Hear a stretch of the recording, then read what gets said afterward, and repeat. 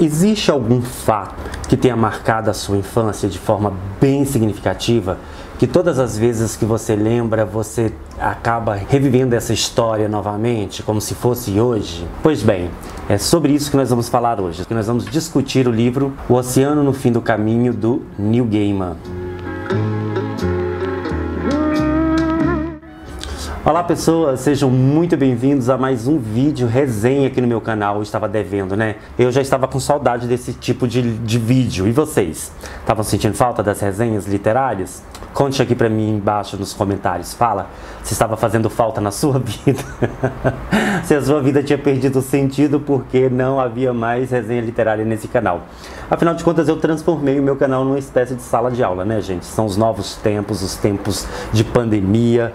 Me obrigaram a transformar esse canal em sala de aula para que eu pudesse dar aula para os meus alunos e para aqueles que não são meus alunos também, mas que querem ter aula de língua portuguesa. Tudo bem, mas vamos falar então sobre o livro O Oceano no Fim do Caminho, do Neil Gaiman, publicado no Brasil pela editora Intrínseca. Isso já tem um tempinho, gente, acho que foi lá em 2012, mais ou menos. É uma releitura, eu já tinha lido na época que foi lançado, mas estou relendo novamente alguns autores, como o King, Anne Rice e o Neil Gaiman, que são meus três autores prediletos. Que se trata de um livro infanto-juvenil. Para quem não está ligando o nome à pessoa, Neil Gaiman é o autor de Coraline, de Sandman, maravilhoso, né? Sandman, Coraline também espetacular. E assim como Coraline, esse aqui é um livro supostamente infanto-juvenil, né? Teoricamente. Mas é infanto-juvenil daquele estilo Neil Gaiman. Um infanto-juvenil que faz a gente querer dormir de luz acesa, porque é meio assustador. Então, aqui nesse livro nós vamos conhecer a história de um homem que está ali por volta dos seus 40 e poucos anos de idade, né? Ali na minha faixa etária.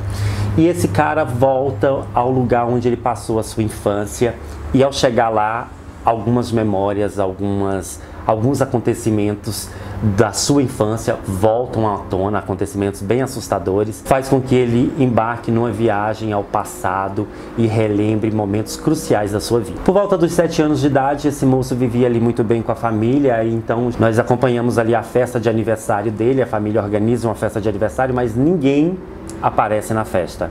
Ele é deixado no vácuo, é esquecido no churrasco, mas isso não o abala, porque ele ganha alguns livros e um gato de presente da família. Me identifiquei muito com isso, né? Porque é aquela criança isolada, solitária, rejeitada pelos colegas, mas que ganha livros e gato. Então, tudo bem, ele ganhou um livro e um gato. Lá pelas tantas, a sua família resolve alugar quartos, e é aí que a coisa começa a mudar na vida desse menino.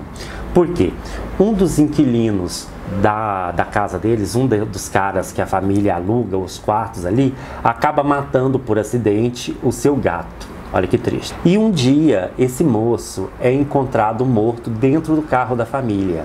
Ele se suicidou. E aquela visão, aquele contato com um suicida pode ser muito chocante para uma criança de 7 anos. Para afastar o menino ali da cena, do homem morto dentro do carro, surge uma garota que resolve tirá-lo do local. É uma menina chamada Letty. E é essa garota que vai virar a vida do nosso protagonista de cabeça para baixo. Letty vive numa fazenda, ali próximo, num sítio, junto com a sua mãe e a sua avó. E as três têm uma vida muito peculiar, digamos assim, porque elas vivem uma vida meio mágica, meio sobrenatural. São pessoas que conhecem muito o mundo material e imaterial. E isso vai afetar, de certa forma, o nosso protagonista. Com a morte daquele moço ali que se matou naquela vila, naquele povoado, parece que a comoção provocada por aquela morte acaba liberando uma força muito antiga, muito poderosa e muito maligna. Um espírito ancestral do mal e que se apresenta de forma esfarrapada. Esse espírito ele vai começar a perseguir o nosso protagonista e o menino então vai ter que contar com a ajuda da Letty, da mãe dela e da avó, para derrotar aquela criatura do mal, aquela criatura maligna, que vai tentar de qualquer forma destruir a vida do garoto. Um dia, nessas aventuras dele com a Letty, ele anda descalço e esse ser maligno entra no corpo do garoto pelo pé. né?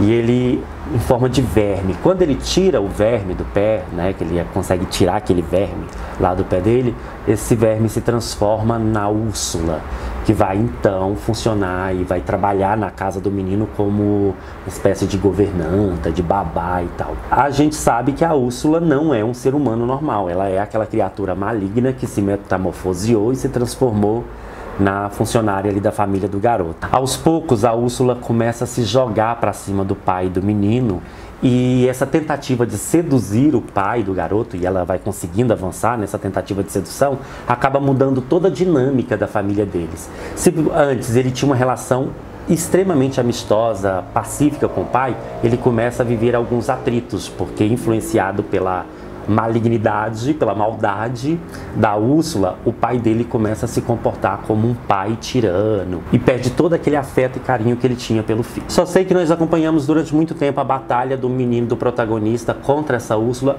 claro, com a ajuda da Letty, da mãe e da avó dela, e aí o livro se torna uma aventura sobrenatural, um livro infanto-juvenil que vai tomando cores cada vez mais sombrias e vai ficando cada vez mais assustador. Então, para quem gosta de história que aparentemente é inocente, mas que tem um fundo de terror, é uma ótima pedida. Agora, algumas considerações. Gente, assim como em O Labirinto do Fauno, não sei se vocês assistiram ao filme, leram o livro, em alguns momentos eu me peguei pensando aqui, será que tudo isso que esse menino viveu, né, ou que ele acha ter vivido na infância dele, foi realmente um acontecimento factual ou fruto da imaginação do garoto? Porque você percebe em alguns momentos que, nós já temos uma criança que tem imaginação muito fértil. Em alguns momentos você nota que a família dele também começa a se deteriorar, né? Então começa a ter crise familiar. Então, para uma criança com a família em crise, a imaginação voa, né? Então a gente não sabe até onde tudo isso realmente aconteceu com o nosso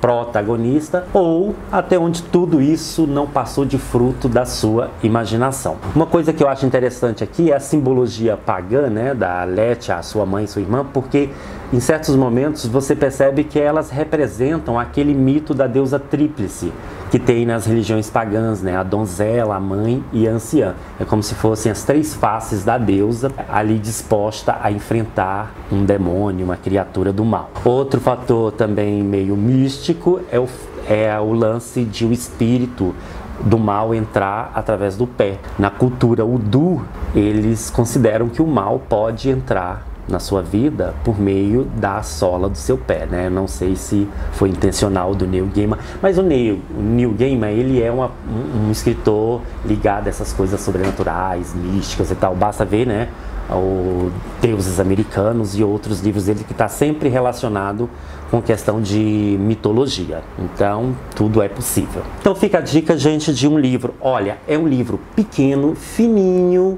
mas não se engane, pequeno no tamanho e gigantesco no significado, gigantesco na simbologia. Um livro excepcional que vocês não podem deixar de ler. Se você amou Coraline, gostou de Deuses Americanos, você vai achar o máximo, O Oceano no Fim do Caminho. Então essa é a minha dica de livro da semana. Se você gostou do vídeo, dá joinha, compartilha com seus amigos, volte mais vezes, se inscreva e a gente se vê em breve, ok? Tchau, fui!